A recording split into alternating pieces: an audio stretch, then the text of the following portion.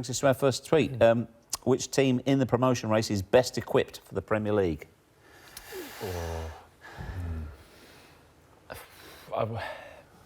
Because of maybe the manager, Bielsa with Leeds, maybe... Manager-wise, I would say Leeds, but personnel, they won't have many Premier League players that played in the Premier League, so they're going to need to kind of recruit a lot of experience. But then you flip it around and go, West Brom got loads of Premier League experience, but the manager's not as experienced as Bielsa, so... Yeah. To have the whole package, there's not one club that has the whole package at this moment in time, is there? I think as well, Norwich obviously have been recently in the Premier League too. Yeah. Their manager... They're going like a train, haven't they? Their manager and Pookie seems to be scoring goals every game as well, so they've got that important thing that most of the promoted teams have, that goal scorer as well, so they could be up there too.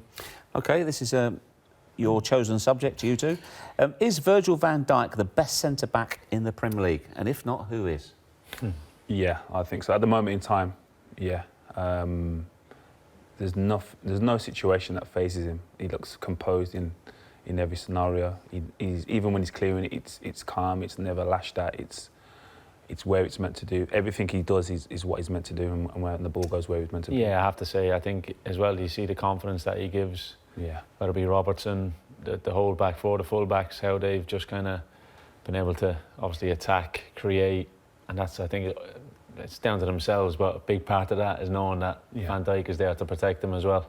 I think since he's arrived, the whole Liverpool defence, I think it's just. And does that calmness radiate to others as well? Yeah, without a doubt it does, especially the keeper situation too. That added factor too. But Van Dijk, he has to be a contender for the player of the year, doesn't he? Yeah, Laporte has done well. Obviously, coming in they came at the same time, played the similar number of games, and have a similar impact. So.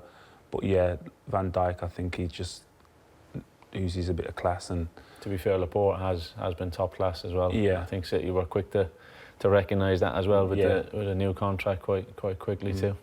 OK, speaking of calmness, John, how was it playing in goal for Manchester United? Very calm, because I think we were 4-0 up or 4 Where were you? 4-1 up away at Spurs White Hart Lane. Big Edwin took a heavy knock to all us. Obviously subs were on. Took a heavy knock to the cheekbone or his nose or whatever, but he couldn't continue. Was it always going to be you? Did they know you? No, Rio was fancying it, and then obviously I played a good bit of Gaelic football when I was younger, so. Is that much of a help? I thought, well, catching it, kicking it, it's going to be important for a keeper. How long did you go in for?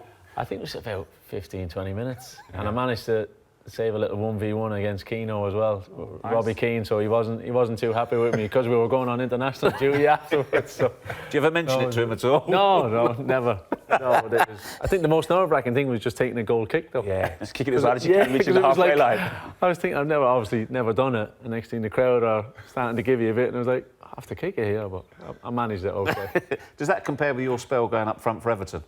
Yeah, we were talking about that. Fish out of water. Yeah, well, you tend to think you can do bits. I didn't try and do any skills on that, but I didn't want to be the average target man and just kick it up and get a flick on. So I used to try and bend my runs and that, and realise it's a lot harder than it seems, than it looks.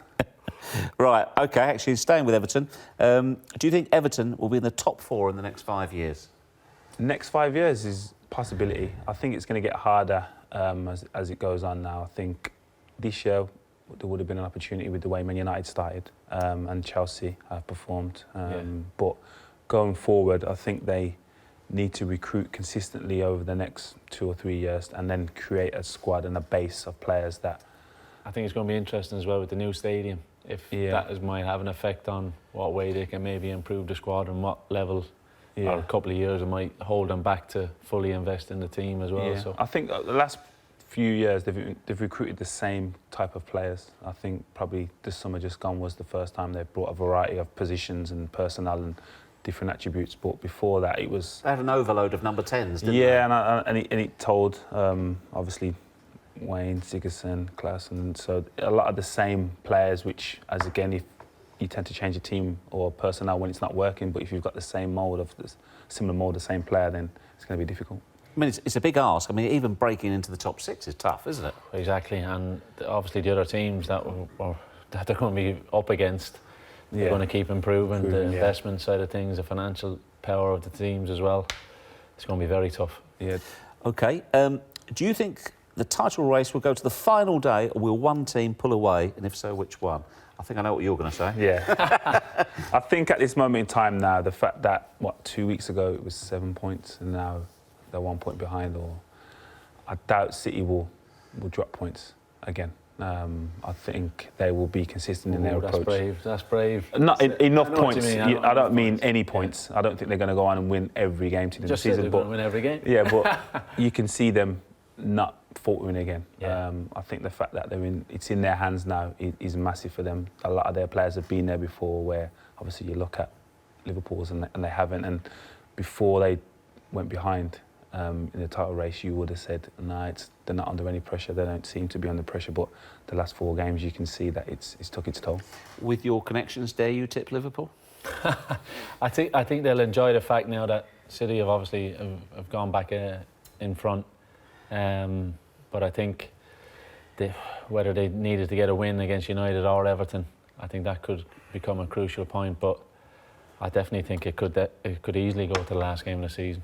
I definitely think Liverpool will maintain the pressure because of you saw against Watford. OK, Everton had United, and Everton against Liverpool are huge games as always. And there was big pressure, and they did falter a bit, but they're still right in the mix. OK, before we go, very quickly, not a grey hair on your head. Can you do another season or 2? Oh, we'll see. Well, I don't know, there's a few grey hairs creeping in. It's the dye's working well. Yeah, I think, look, I'll just wait till the end of the season, fingers crossed. Play as long as you can. Well, we hope so, but Reading, hopefully we stay in the championship, and then we'll see where we go from there.